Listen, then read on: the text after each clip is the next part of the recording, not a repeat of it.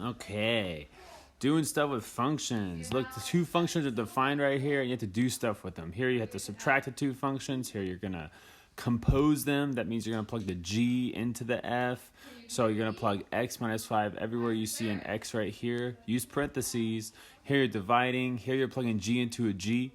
You're plugging g into himself. So you got to plug x minus 5 into x minus 5. And so you put parentheses right there for the x and plug in x minus 5 for it.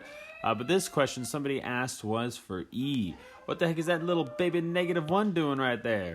Okay, the little baby -1 means inverse. And so what we're going to do is we're going to find the inverse, the opposite of, in this case, the f. We're going to do the opposite operation of this.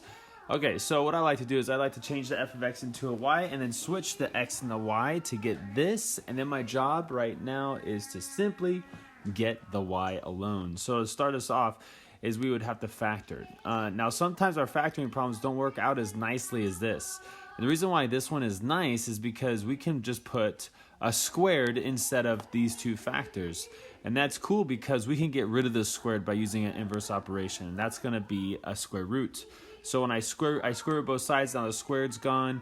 And now this is what I got. I have a plus or minus the square root of x. Whenever you do an inverse operation known as the square root, make sure you have a plus or minus on the other side, okay? Okay. And then we subtract 1 from both sides, and this is what we get. We get y equals -1 plus or minus square root of x.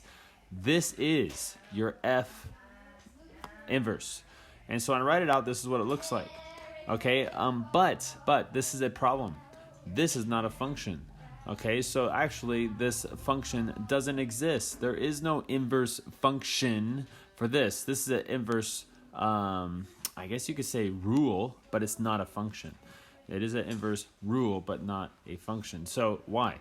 Because let's say you plugged in a 4, and I picked 4 because 4 is an easy, perfect square. You can pick any number you want to put in here, but I'm going to pick a 4 because he's an easy, perfect square. Help us think about this guy. If I square root 4, I get 2, and you're going to take -1 and you're going to add 2, you get +1. And then when you take -1 and subtract 2, right, you go add or subtract. So now I'm subtracting, I get -3. So this means when I plug in 4, I get 2 answers. That makes it not a function.